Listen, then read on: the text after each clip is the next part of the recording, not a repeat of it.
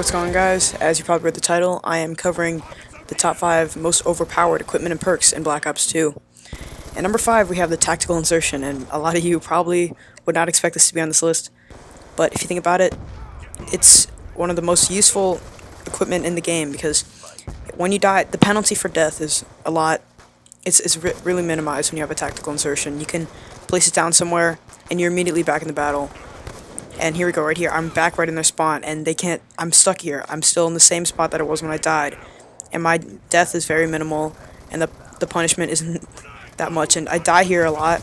I pick up 2 kills with the target finder, but you know, look, I'm exactly where I was before, and this really, it's a very useful equipment, and that's why it's banned from professional Call of Duty gaming. And it's one of the best equipment, and I really think it's very overpowered, even though a lot of you probably wouldn't expect this to be on this list. And I don't use it on all my classes. When I do use it, it's very helpful. So here we go, we're going to move on to number 4. And a lot of you might not have expected this one to be on it either, but because probably most of you use this perk. And this perk is Toughness, and it's a very versatile perk, and if you don't have it, you're really missing out, because it's I think it's the best perk in the game.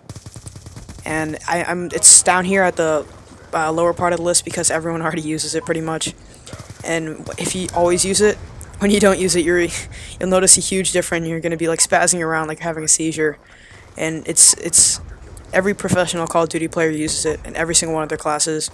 I never use a gun without using Toughness, unless I'm using a riot shield or a shotgun. Because a shotgun, you don't really, unless besides the KSG I use it. But for other shotguns like the Remington, you don't really need Toughness because your aiming doesn't matter as much. But for snipers, it's especially important, and it's really, really helpful, because if you don't have it on a sniper, then you're going to be bobbing around, your shot's going to be off, and when you miss your shot with a sniper, it's really going to be, it penalizes you pretty hard. And for the next one, we have another equipment, and it is the EMP grenade.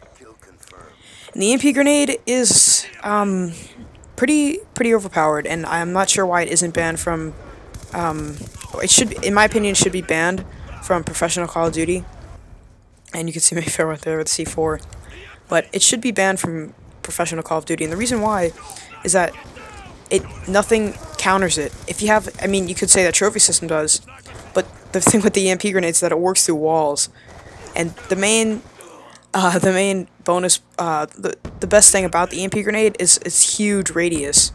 So usually the way I use it is I'm from turning a corner, I throw an EMP grenade. If it gets a little hit marker, then you know someone's there, and it's very helpful. It takes out sentry guns and guardians in one hit and through walls. So it's if you have you could say a trophy system, but if it's through a wall, you could easily take it out. So paired with engineer, it's really helpful. It takes out AGRs with a handful of shots and an EMP grenade. You could take out UAVs with it. And I've taken out hunter killers with it by accident too. And for the next one, we have another perk, and this perk is Dexterity. And I know that you guys might be wondering why this is on here too.